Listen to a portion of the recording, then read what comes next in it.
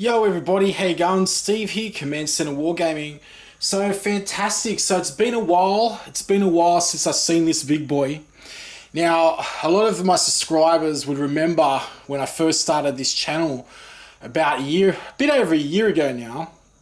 I was talking about my King Tiger, my 1/16 scale King Tiger. And Adam Fox, I was talking to Adam Fox a little bit about it. We had some nice conversations as well about it, and some of the good old World War II tanks, Imperial Guard. I was talking about how, we sort of paint them up Imperial Guard style and things like that. Well, I'm over at my grandfather's. He's not well and stuff, and so I've gone out to give him a hand a couple of days a week at my old place.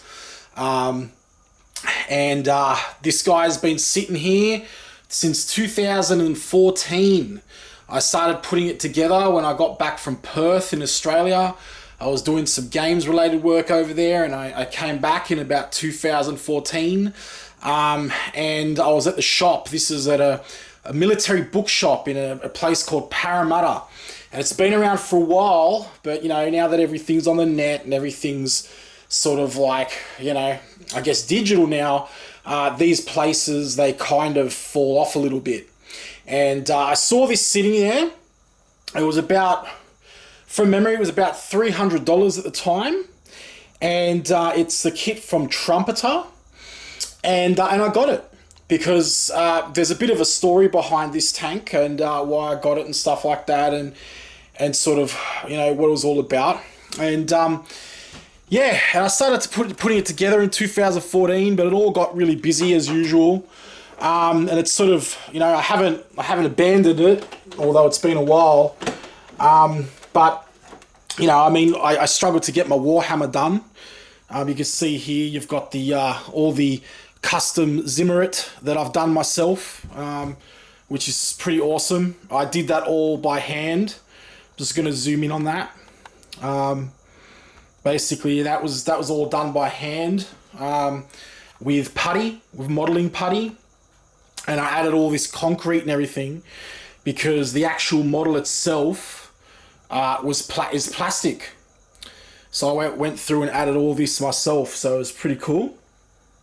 You can see here under here, it's all done. And the way I did that was basically by using a soldering iron and modeling putty, and basically just sitting there one bit at a time and just indenting the Zimmerit onto the tank. Now, the Zimmerit was actually, I believe it was made of wood. Correct me if I'm wrong, but I believe it was made of wood, or a mixture of wood and something else, to basically stop mines from hitting the tanks, because the Soviets were using mines against the German armor and stuff like that. You can see here, you've got some more of my Zimmerit and stuff like that.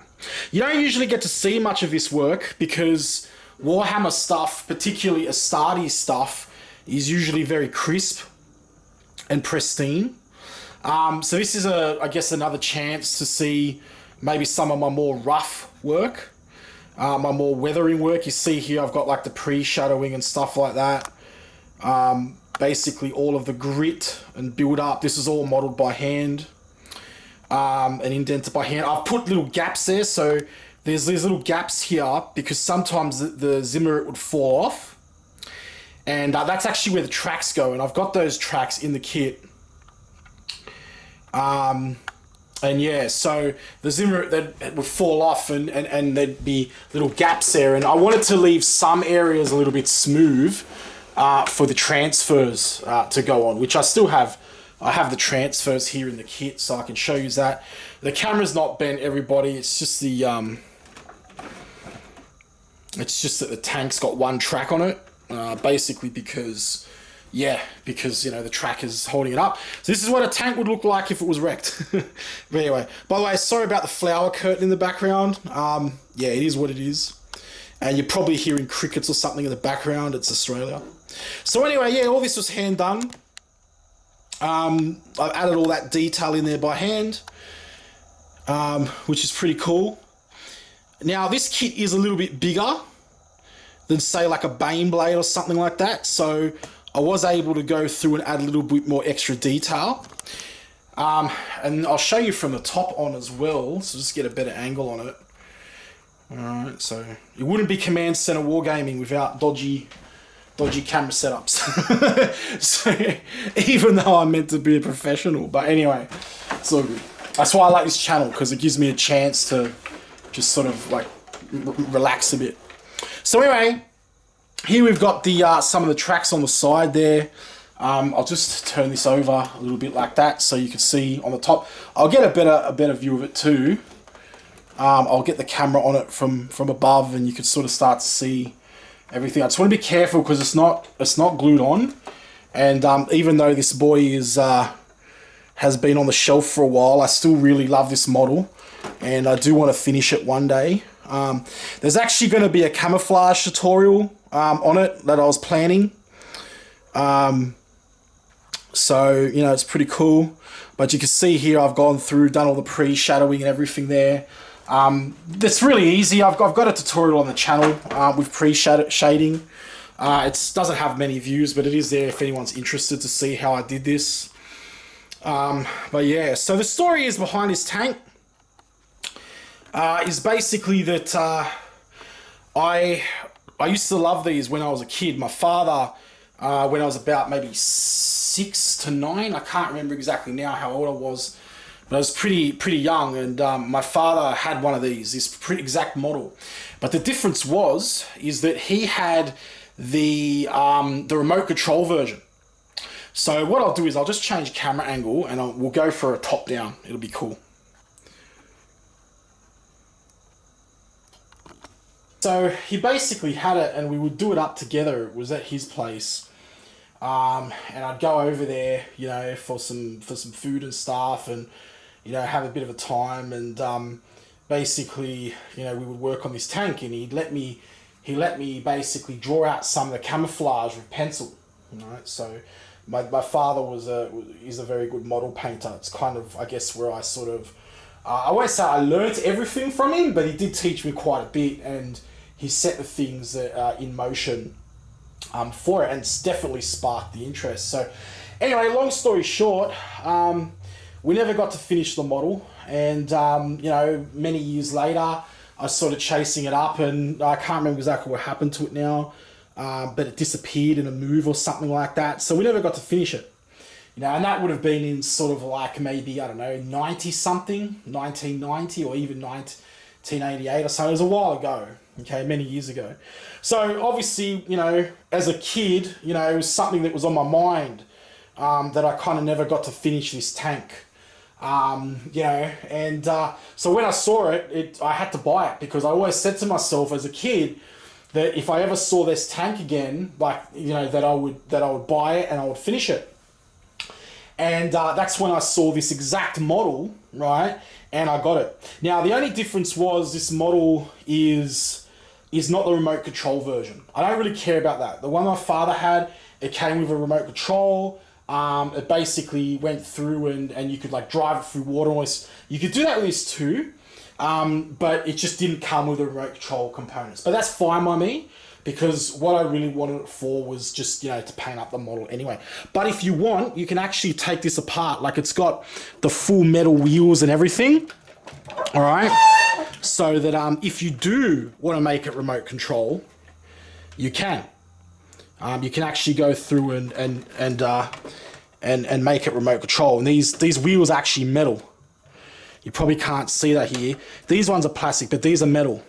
And that's where the drive motor would kick in, and there would be a little motor inside. And there's actually space for the motor in the tank too. So if you see here, we can actually pull this turret off.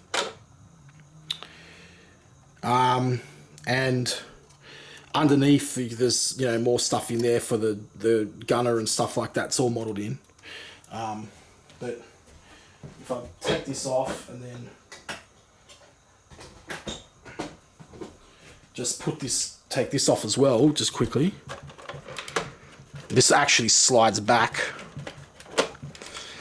Just want to be careful with it, because very good plastic. The plastic's very, very good. But with that said, I just want to be careful with it, like, because, you know, it's still plastic. And it actually came with a clear a clear hull as well. So you can actually build it so that you could have like all the inside, like the bullet racks and things like that, which I'm not really going to bother with. You can see here, there's the driver's compartment and stuff up the front and all that. There's the engine. But the way it would work is that if you chose to build it the remote control version, you had like all the axles and everything in there, ready to go for you to do that. It's just that this plastic motor would just be replaced with an actual metal motor, like a remote control motor. So yeah, it's pretty cool. So and that, but yeah, I just wanted to paint it up, and that was sort of like a life mission, which I guess I might get the chance to do a little bit now. Even though I'm still busy, I'm not excessively as busy as what I usually am, so you know, it depends, see what happens.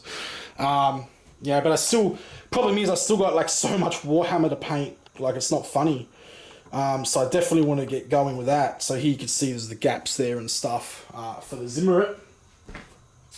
Now the tracks are interesting because the Zimmerit, to put the Zimmerit on, to sit there and handcraft it as I did, took me from memory about a week. About a week sitting there with the soldering iron and just going row by row, piece by piece down.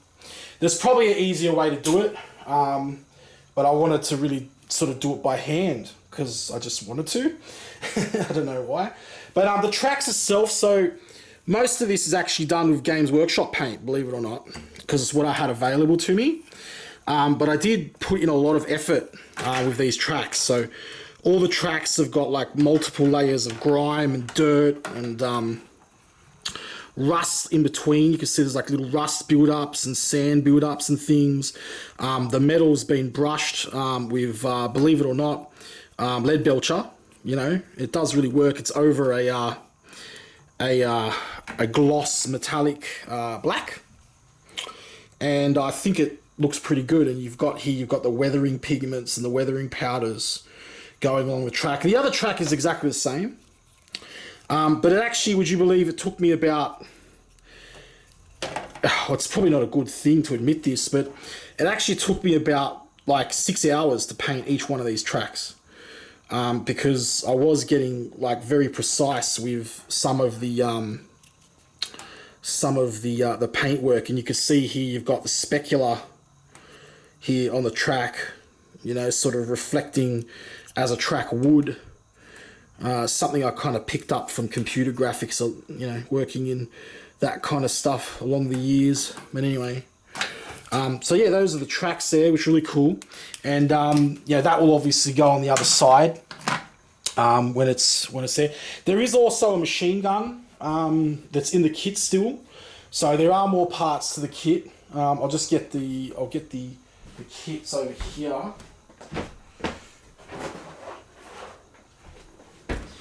So this is like what the kit looks like. I'm just gonna go here. Just be careful. There's no. Oh, it's not a Warhammer model. I could just put it on top. There's no like antennas like flying off. I've got a whole bunch of extra Warhammer stuff here too, which I want to show you. Is heaps of terrain and everything that I just don't have the room for at my place. So that's going to be really cool. But yeah, so this is like not obviously the box, but it's the box that all the parts, the finicky parts came in. You can see there, King Tiger. Now, it's really fantastic. These are some of the bullets here. You'll see there's some more parts I have to put together for the side. I left some of these off because they're going to be sort of like copper and stuff. Now, this is awesome. This is what I love about this tank too. It's absolutely amazing. So the actual grills, I don't know if you can see that like through the camera. But the actual grills are like actual metal. So I've painted that black. It's the Games Workshop black, the black that I don't like, but I remember, you know, I didn't find my other paints back then. You see little bits of copper flying through there. But, you know, it's very, very, very uncommon for model kits to have this quality and this build. But like as it was meant to be remote control, they kind of had to build it like that. There's more bullets here. Also, this wheel, here's a wheel. I can't really show you that it's metal. I think you can see a little bit of flake off going through there. Here on the wheel, here we go.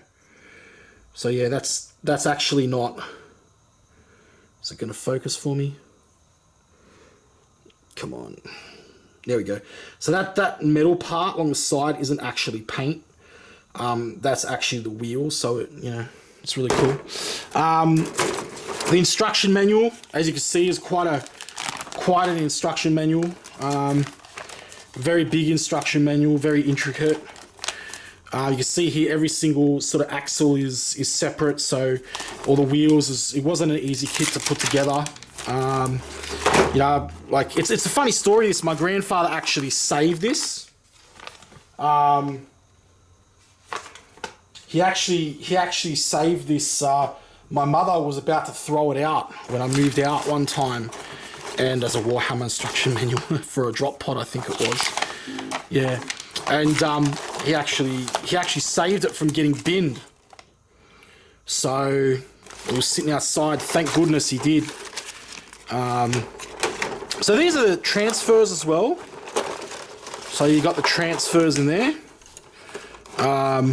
which I've kept as well, thankfully, because they're going to be awesome when they get going. All right, they're going to be fantastic.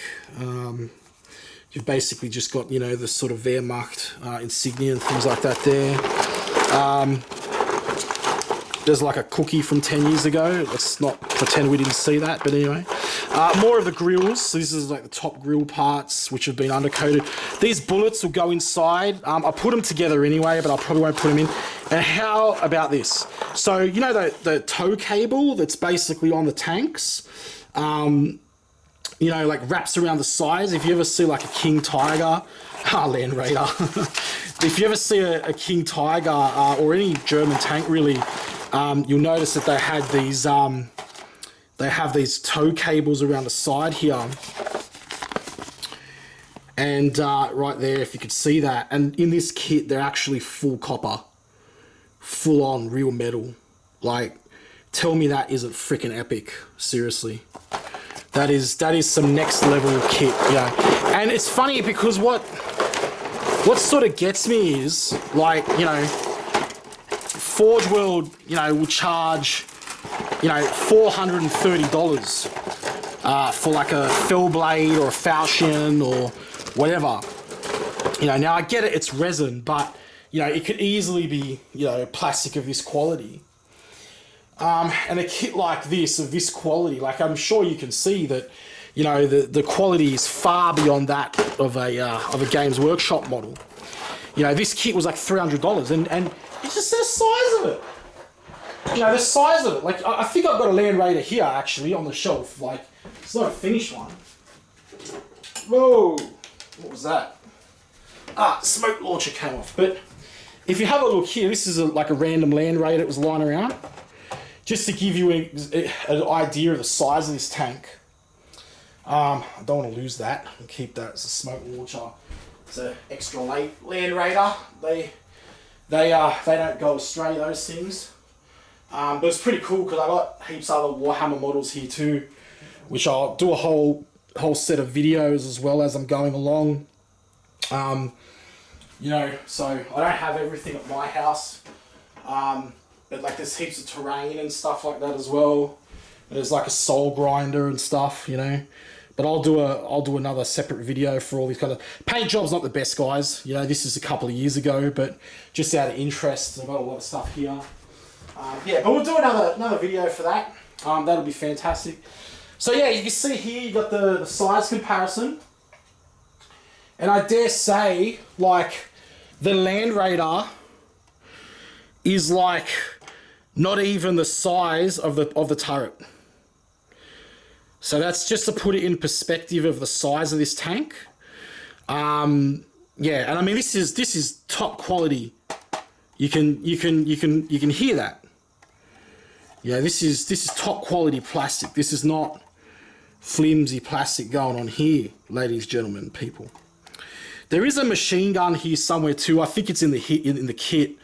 If it is lost, I'm not gonna you know, spit a dummy over it because I've still got the machine gun on the front, the MG42, and what was kind of like a misconception about a lot of German tanks, and you've got the you've got that shot trap down here. One of the misconceptions about the German tanks is, especially when you play games and stuff, is they'll often be depicted with, like, you know, 4 MG42s scattered around it. But in actual fact, they actually weren't a lot of the time. I mean, they could have it there, like if it was like a Waffen SS or something. But like generally, what would happen is they would have just one turret machine gun here, and then you have the, you know, cupola here, and then what would happen is that if they were in battle, in a ground battle, the you know, the machine gun would stay down there, and if they were like needed to be up there attacking like aircraft or something, they would often take the machine gun out of the front and then bring it up to the top, and then, you know, the guy would sort of like rocket out up the top there and start popping it off, you know, going the big. So it's often a misconception, you know, we often see, you know, all these tanks and stuff, you know, in games and that with the 50 MG42s, but it's not necessarily the case. But yeah, but so yeah, I'm really happy with this work. I think it's definitely, I mean, it took me a while to do it. Even this probably doesn't look like too much, but I'm definitely happy with the quality there. I'm glad though as well that I'm also glad though that I've sort of upped my skills a little bit from here, because, you know, like, I think I'll do a lot better job of painting the camouflage now that I would have done before, because I'm better with an airbrush. I understand a lot more of the advanced techniques and things like that. And it's pretty cool, yeah. But there it is. There's the big boy. Only took me a year to get it on the channel. You know, and other world events, but whatever. We're not going to talk about that crap on here. This is a happy channel, so I know there's a lot of other channels, you know, pissing on about, you know, stuff and trying to make jokes and that, but there's going to be none of that on this channel, guys. Like, we just, you know, this channel's, you know, a happy channel. So yeah, but look, I've got heaps of stuff here, terrains as well. I could go grab some, you know, I've literally got boxes of stuff. Let's get a box right now. Let's see what's in here. Just for the lols. I've literally got a box here as well. Just move this tank. Like, there's a couple of these boxes lying around with like heaps of my terrain in it. That I just don't have the room for in the command center. This was the old command center. So this is the box. Let's see what's in this box. There's a whole bunch of stuff. So literally box full of like terrain. Not all of it's finished, but no, I didn't paint that. That was something else. I can't remember now. Oh, what was it called again? Battle Realm or Battle... I can't remember now, but it's basically pre-painted stuff. But what I did was... We'll save this for another video. But what I did was I got all this terrain and I basically took it further. This is part of my actual table. And I dare say it looks really good when it's all set up. I've been wanting to show you guys this for ages. I've got my smoke things. I don't think this is going to work anymore, but no. But yeah, some of my terrains I've painted up. I've got certain ones like all the barbed wire and all that. But anyway, look, this will be in another video. There's 2 boxes of this crap. The other box is even bigger. And I think there's some like Imperial Guard stuff just stashed in there as well. So stay tuned to the channel, guys, girls and people, and we'll just have a bit of a jam. I might do some videos from here from now on. There's a lot of space, but I've got to clean it up a bit. Maybe put the green screen up. I'm going to be down here a couple of days a week helping my grandfather out. So anyway, it's all good. All right, fantastic, guys. Look, Steve here, Command Centre Wargaming. Everybody stay safe and be cool and awesome and get the most into your hobbying while we're all here. And I'm going to try to get a lot more videos done so everybody can have something to watch. If you feel like sharing a video, that's fantastic. That'd be great. If you'd like to subscribe, that'd be awesome. If you're not already a subscriber, It really helps us support the channel because it helps us to basically get our views up so that we can like be shown in the search engine from all the other channels. But if not, I hope you've enjoyed the video anyway, and I'll see you in the next one, everybody. Keep gaming. Take care.